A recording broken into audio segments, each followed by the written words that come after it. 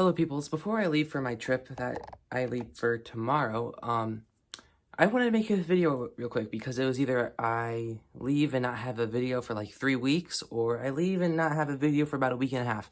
So I decided I will just leave you guys with this video, and it's obviously not the most relevant video in the world. But anyways, I'm going to be doing my top 20 favorite movies. Well, it's more like top 10 with 20 honorable mentions, because I'm top 10 with about 19 honorable mentions. I'll be going through a lot of them very quickly, but once I get to the top 10, that's a definite order. There's a total of 39 on here, and it varies like 39 to 21, or 39 to basically 11 is just kind of all over the place. Like if I see a movie, that movie could jump from 39 all the way up to 10. Because these movies, I've seen so many movies, it's all so slim. So that's why the top 10 will be very like, or top 20 will be very like, this is 20, this is 19, this is 18. Because that's how it feels more set in stone.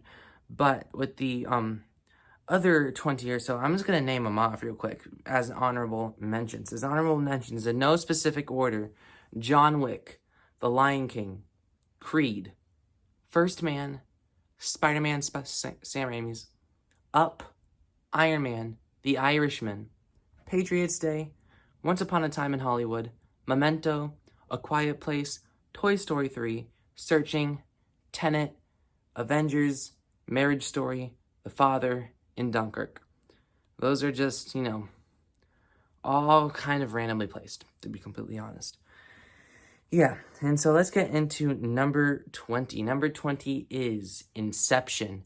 Inception is just one of those, it's just a movie that just screams my name. It's a great cast, it's a great director, it's a great concept, it's a great action, great practical effects, and it has an emotional core to it, mostly. And it's just one of those movies, the more I watch it, the more I like it, the more I watch it, the more I get out of it, the more I watch it, the more I like it. So yeah, that's number 20, and that is Inception. Coming in at number 19 is another Nolan movie, and that is The Dark Knight Rises. I know some people aren't really too fond of this movie, but I just think it wraps it up so well, has a satisfying enough conclusion. I know Bane's death is kind of like the only problem I have with the movie.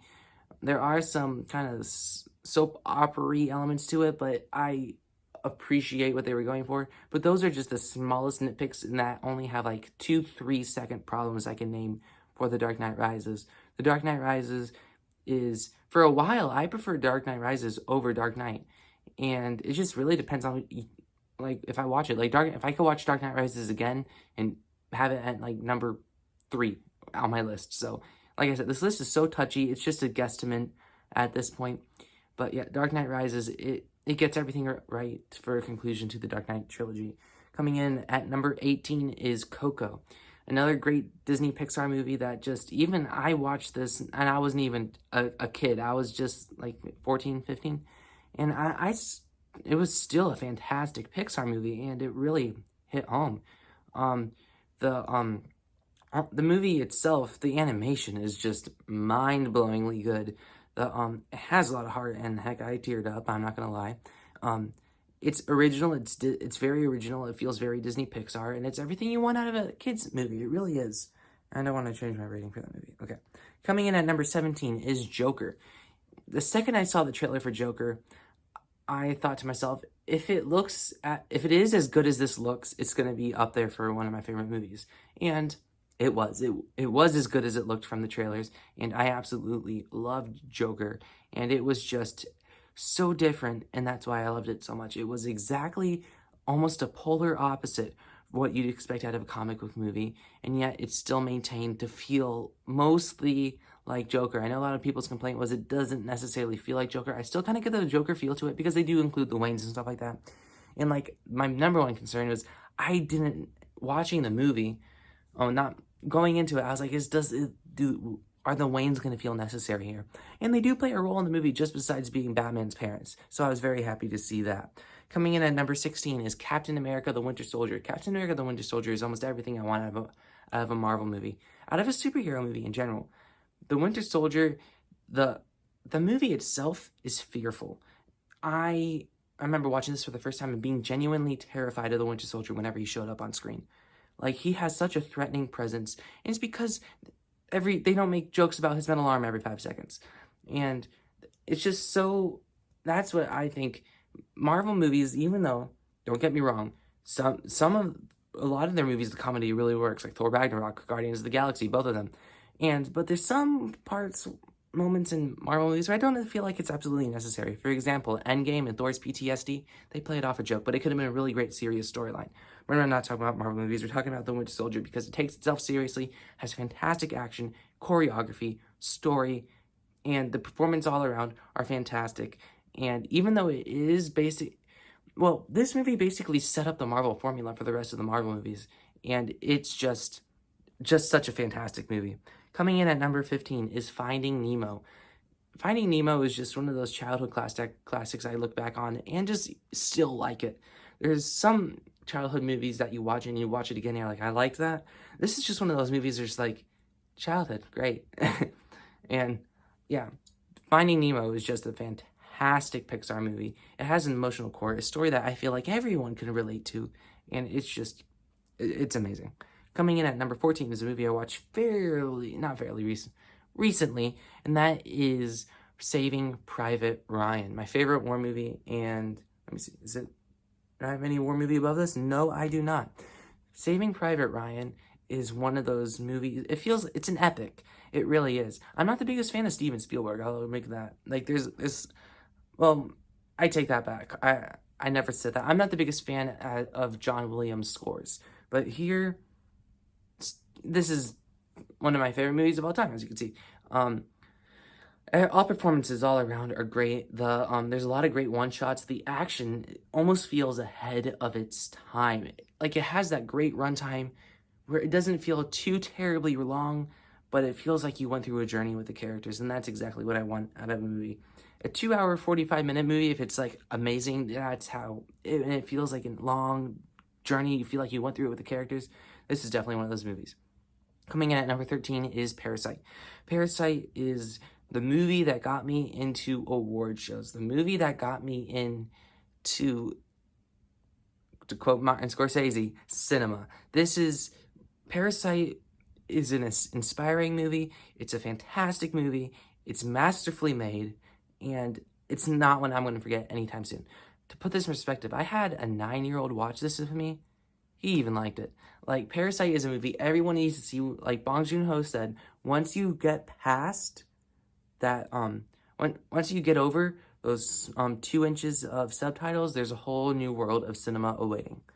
Okay, coming in at number 12 is Harry Potter and the Deathly Hallows Part 2. I'm surprised not a lot of people consider this as a classic. The Harry Potter series is fantastic as a whole, but this one is just really the movie that hits me every time. It's a fantastic conclusion. They get it right by making the last one the best one, and that's really hard to do with modern day movies.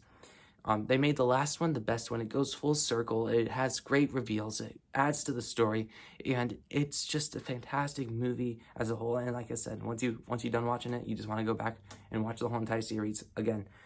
Coming in at number 11 is Arrival. Arrival is one of those movies that I watched it the first time, I liked it, but the more you think about it, the more you watch it, it grows on you. It really is.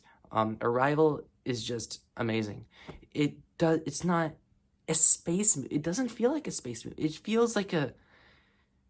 doesn't feel like an alien movie. It's probably the most human alien movie to ever exist, because they ground the aliens, they ground the humans, they make it somewhat realistic.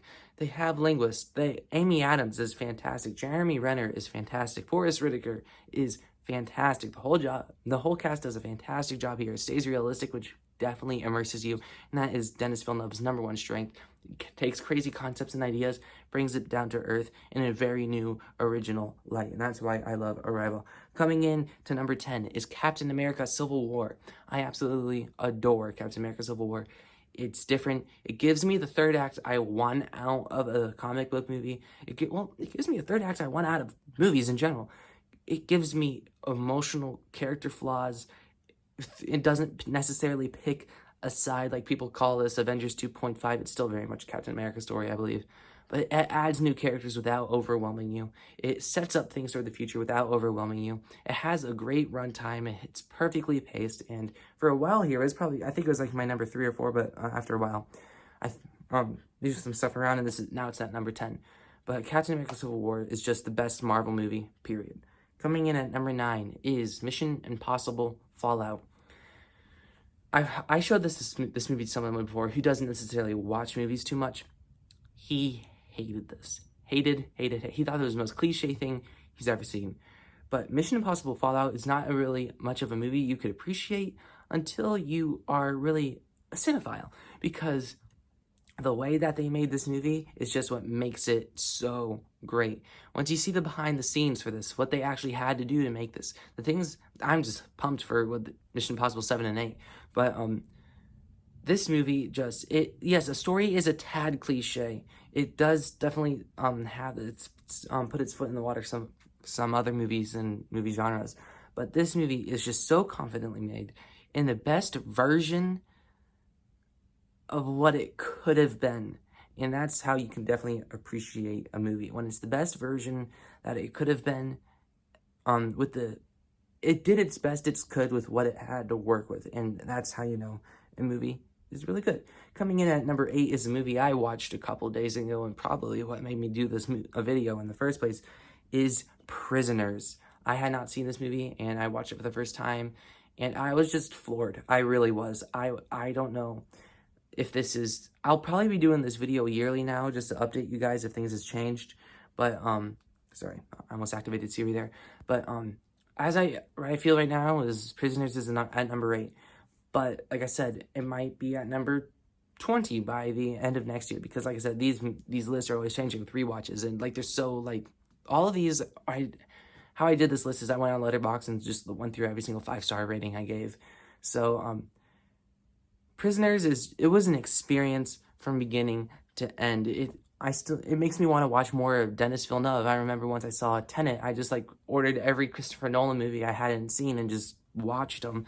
But yeah, Denis Villeneuve, I am definitely gonna check out the rest of his movies from now on. I know Enemy is one I still need to watch, but yeah, Prisoners, like I said, experience from beginning to end. It's immersive. Whenever, like, it grounds the subjects. So when the movie gets somewhat crazy, it's crazy. Once they're beating someone up somewhere, I'm not thinking, oh, wow, they're beating someone up. I'm like, oh my God, stop it. And you feel the consequences to every single action. It's a setup payoff movie, and it's just fantastic. Coming in at number 7 is another Hugh Jackman movie, Logan. Logan is, it's my second favorite comic book movie of all time. Logan is just, Logan was one of those other movies where I saw the trailer, I'm like, if this movie is good as the trailer, it's going to be one of my favorites. And it really was. It's just, I'm never going to forget. Once the credits started rolling and I was just sitting there in shock and could not move of how good it was. Is Logan, I'm trying to see what's the most recent movie on here. I'm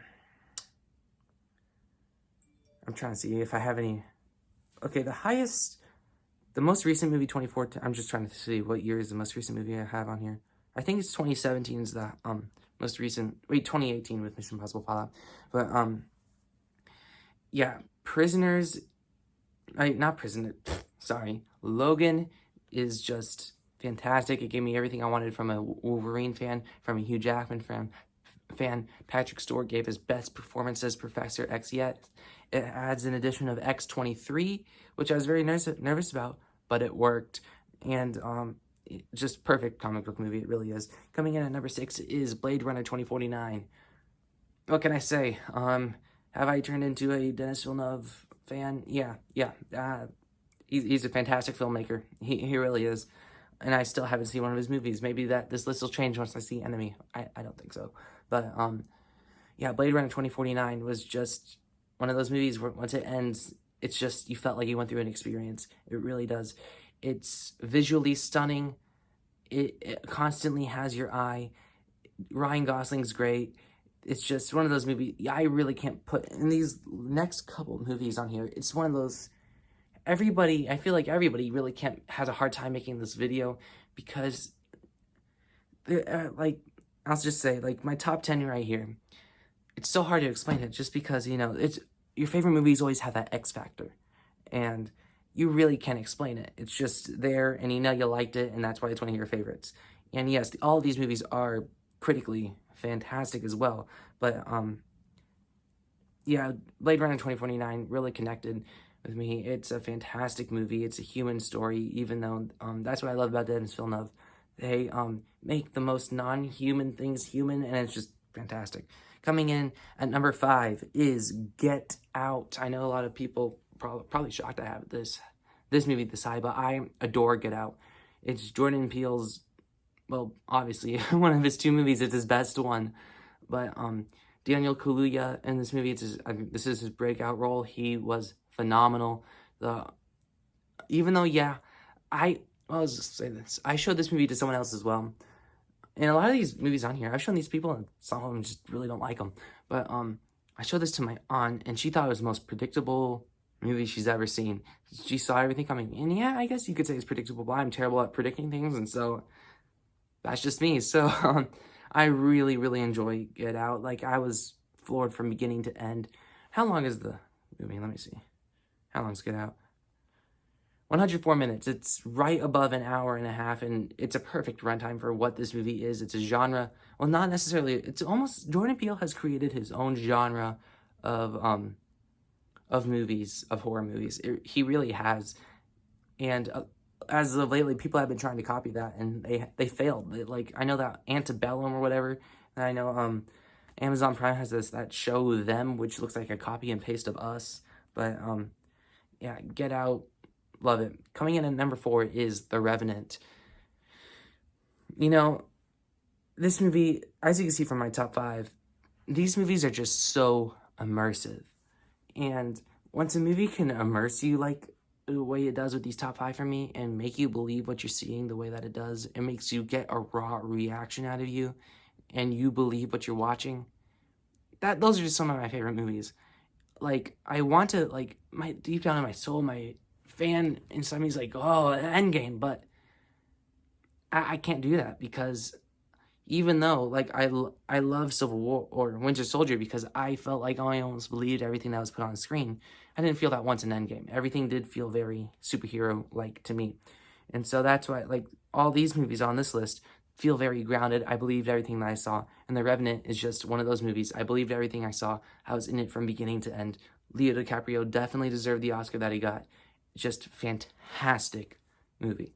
Coming in at number 3 is probably the only old movie I have on here. I know people are not going to like this list because of that. Like, forgive me, I'm part of the younger generation, so these are the movies I grow up with. Yes, there are a lot of classics I have not seen. And there are some classics that just aren't on this list. And I'm sorry, but this is my personal list. But though I don't not like older movies, there's tons of older movies I love. And The Shining is one of them, and that's my 3rd favorite movie of all time. Jack Nicholson. That's all you really have to say about The Shining. Jack Nicholson. Stephen King. Stanley Kubrick. Imagery. Period. That's my professional review of The Shining. Coming in at number 2 is The Dark Knight. A year ago, I would have punched myself in the face when I said that, because about a year ago, I watched, like, Dark Knight maybe once, twice, and I was like, it's fine. But then once COVID started happening, I watched it again. I was like, wait a second. Is this a masterpiece? And I watched it, like, ever since COVID, I've watched The Dark Knight about 10 times, I swear. And I just can't get enough of it. I don't know what I was thinking a year ago, where I just thought The Dark Knight was just fine, because I was one crazy person back then, I guess. Because The Dark Knight's a masterpiece. It's just, like I said, one of those movies, it grounds you to reality, and you feel it. Like, I know people said it a million times, it's a crime drama. It's everything I want. And coming in at number 1 is my favorite movie of all time. I think you guys know that by now. And that is, of course, Interstellar. I know people don't like this movie. It's just, it hits every emotional beat for me. I don't know how to explain how I feel about this movie. I just know if I put it on, I can't not watch it. like, I have to stare at the screen the whole entire 2 hours, 45 minutes. I could have this movie on 3 days in a row, no pausing, on repeat, and I will still be looking at the screen, repeating the lines that I know by heart right now. It's just when I watch Interstellar probably at least once a month. I don't know. I know people probably don't agree with this pick, but it just connects with me in every way. It's convincing. The CGI is just the best CGI, period. Like, well, not like a lot of this is practical, so the CGI definitely blends with the movie very well. I believed everything I saw. The IMAX scenes look fantastic. Matthew McConaughey's fantastic. Anne Hathaway's fantastic. Michael Caine is fantastic. Matt Damon is fantastic, and I just absolutely adore it. And it's my favorite movie of all time. Could it change? Maybe. Maybe I watch Interstellar next week, and I think, oh, Dark Knight's better. Who knows? Like, Interstellar's been my favorite movie of all time for about 2 or 3 years now. So I doubt it will change anytime soon, unless if it's a fairly recent movie that came out. And even if a fairly recent movie comes out and I think it's better than Interstellar, I still have to give it about a year or so to resonate with me, because I can't just put a movie above it like that. So Interstellar is my favorite movie of all time, and expect it to be my favorite movie of all time next year and the year after. And I know it'll be at least my favorite movie of all time for the next 2 years, because if anything comes out this year, I'll kind of have to give it some time to really decide, to see how it ages. So yeah, anyways, that's my top 39 favorite movies of all time. So yeah, anyways, like, share, subscribe, and stuff like that, and adios.